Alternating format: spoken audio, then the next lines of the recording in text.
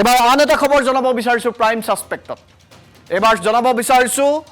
আপুনি মই খাই থকা ভাত সাজৰ লগত খোৱা চালানী মাছটোৰ কথা যদি আপুনি হে চালানী মাছ খাই আছে তেনেহলে আমাৰ এই প্ৰতিবেদন ভালকৈ চাওক কাৰণ ফৰ্মেলযুক্ত পাইকাৰী চালানী মাছক লৈ গুৱাহাটীত আকৌ চলিছে সিন্ডিকেট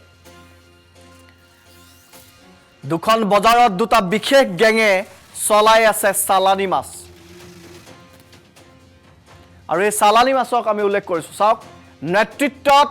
এটা গেঙৰ নেতৃত্বত কাদেৰ গেং আনটো গেঙৰ নেতৃত্বত মইনা গেং অত্যাধিক ফৰ্মেলিনযুক্ত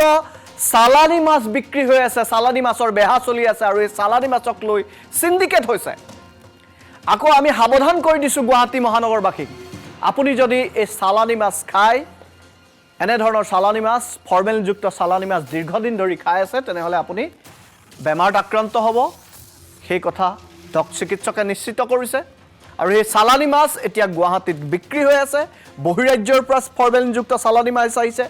বাৰ্মাৰ পৰা চালানী মাছ আহিছে আৰু সেই চালানী মাছসমূহ গুৱাহাটীত বিক্ৰী হৈ আছে এটা কথাটো হ'ল অত্যাধিক ফৰ্মেলযুক্ত চালানী মাছৰ বেহা কোনে কোনে চলাইছে দুখন বিশেষ বজাৰ এখন বজাৰৰ নেতৃত্বত মইনা গেং আনটো আমি দেখিছোঁ আনটো গেঙৰ নেতৃত্ব লৈছে কাদেৰ গেং গেংটোৱে যি মূল্য নিৰ্ধাৰণ কৰে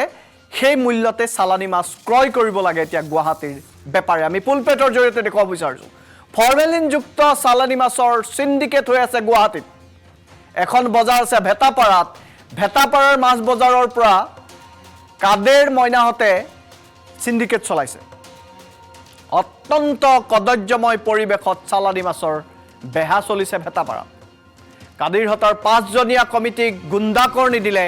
বেপাৰ কৰিব নোৱাৰে হেনো ব্যৱসায়ীসকলে সন্দেহযুক্ত মিয়া মাছ বেপাৰীয়ে বা মিয়া মাছ বেপাৰীৰ অটপালি সেই বজাৰখনত দেখিবলৈ পোৱা গৈছে ভেটাপাৰাৰ বজাৰত কাদেৰ মতলেবহতৰ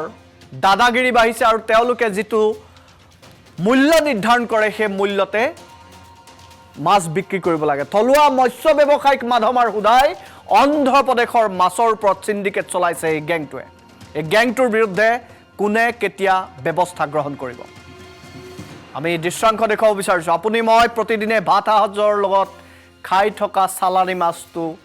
আজি ভয়ানক হৈ পৰিছে কাৰণ সেই চালানী মাছটোত অত্যাধিক ফৰ্মেলিনযুক্ত মাছ হিচাপে চিনাক্ত হৈছে আৰু সেই ফৰ্মেলিনযুক্ত মাছ খাই এতিয়া বিভিন্নজনৰ পেটৰ বিষ হৈছে বিভিন্নজন আক্ৰান্ত হৈছে আমি এটা প্ৰতিবেদন যুগুত কৰিছোঁ এবাৰ ফৰ্মেলিনযুক্ত মাছক লৈ সিন্ডিকেট কৰা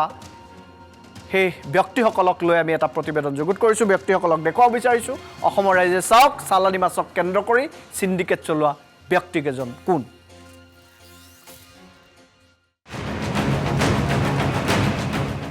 সাৱধান গুৱাহাটীবাসী চালানী মাছ খোৱাৰ আগত 100 বাৰ ভাবক অত্যাধিক ফৰ্মেলিনযুক্ত মাছ বিক্ৰী হৈছে গুৱাহাটীৰ বজাৰত ফৰ্মেলিনযুক্ত মাছ দৈনিক খালে ভয়ংকৰ সমস্যাত পৰিব পাৰে আপুনি অন্ধ্ৰ প্ৰদেশৰ পৰা অহা ফৰ্মেলিনযুক্ত মাছক লৈ বৃহৎ বেপাৰ চলিছে গুৱাহাটীত চালানী মাছক লৈ সিন্ডিকেট হৈছে গুৱাহাটীৰ দুখন পাইকাৰী বজাৰত কাণ সাৰ নাই বিভাগীয় কৰ্তৃপক্ষৰ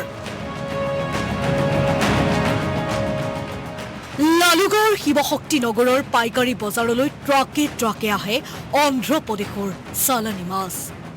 বজাৰখনত মইনা ধ্ৰুৱ জিতু ভাস্কৰহতৰ দাদাগিৰি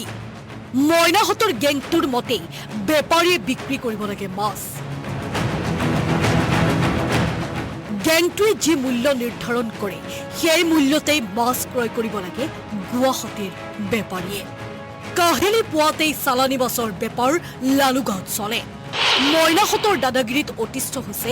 গুৱাহাটীৰ মাছ বেপাৰী প্ৰতিটো ডাকত হাজাৰ হাজাৰ টকাৰ অংক কৰে মইনাহতৰ গেংটোৱে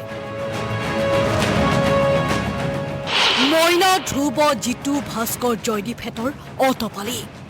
এইখন আকৌ ভেটাপাৰাৰ পাইকাৰী মাছৰ বজাৰ ভেটাপাৰালৈ আহিছে অন্ধ্ৰ আৰু বাৰ্মাৰ চালানী মাছ থলুৱা মাছ বেপাৰীৰ বাবে বজাৰখনৰ অনুমতি পৌৰ নিগমে দিছে। থলুৱা মাছৰ পৰিৱৰ্তে অন্ধ্ৰৰ মাছৰ প্ৰয়োভৰ ঘটিছে ভেটাপাৰাৰ বজাৰখনত। পৌৰ নিগমে বান্ধি দিয়া পৰিসীমাৰ বাহিৰত বজাৰ পাতিছে সমিতিখনে। ভেটাপাৰাৰ বজাৰত কাদিৰ মতলেব হেতৰ দাদাগিৰি। অত্যন্ত কদৰ্যময় পৰিৱেশত চালানী মাছ বিক্ৰী হৈছে ভেটাপাৰাত। কিন্তু সাংঘাতিক দুৰ্নীতি কৰি আছে মাছ বজাৰখনে। যে তেওঁলোকে কি কৰে, যেতিয়া মাছৰ তাত যেতিয়া দাগ হ'ব, সেই দাগত আমাৰ গ্ৰাম্য অঞ্চলৰ কৃষকসকলে যিবিলাক মাছ লৈ আহে, যিটো মাছ গ্ৰাম্য অঞ্চলৰ কৃষকসকলে ধৰক 1 কেজিৰ দাম 40 টকা পাব লাগে, তেওঁলোকে নিম্ন খাপৰ এটা দাগ কৰি সেই মাছখিনি গ্ৰাম্য অঞ্চলৰ কৃষকসকলক মাত্ৰ 20 টকা ৰেট দিয়ে। GMC যিগৰাকী আমাৰ মন্ত্ৰী আছে, মন্ত্ৰীগৰাকীয়ে এপাক তাত যাওক, তাত চাওক তেওঁ যে কি তাত ইলিগেল চলি আছে। যদি আপোনালোকে তালৈ গৈছে, নিশ্চয় আপোনালোকে পৰিৱেশটো গম পাইছে। সেই মাছ বজাৰখন যেতিয়া তালৈ যায়, সি এটা মানে এনেকুৱা এটা পৰিৱেশ হৈছে, সেইটো সেই অঞ্চলৰ নগৰ অঞ্চলৰ মানুহ বুলি ক'ব নোৱাৰে। এটা মানে সেইটো এটা নৰককুণ্ড বুলি ক'ব লাগিব। এইটো এটা নৰককুণ্ড পৰিৱেশ হৈছে। এই বজাৰখন কৰিব দিছে আমাৰ অসমৰ ভিন্ন থলুৱা মাছ যিখিনি আহিব, সেইখিনিহে তেওঁলোকক পাৰকাৰী কৰিব দিছে। কিন্তু ৱেষ্ট বেংগলৰ পৰা যিবিলাক মাছ আহিব, সেইবিলাক তেওঁলোকক পাৰকাৰী কৰিব দিয়া নাই। এইটো চালানী মাছ তেওঁলোকক পাৰকাৰী কৰিব, সেইটো এটা সাংঘাতিক ইলিগেল কৰি আছে। কাদিৰ হতৰ 5জনীয়া কমিটিক গুণ্ডাকৰ নিদিলে বেপাৰ কৰিব নোৱাৰে ব্যৱসায়ীয়ে। সন্দেহযুক্ত মিয়া মাছ বেপাৰীৰ অতপালি দেখিবলৈ পোৱা গৈছে ভেটাপাৰাৰ বজাৰত। কাদিৰ মতলেব হতৰ মতে দাগ হয় থলুৱা আৰু চালানী মাছৰ।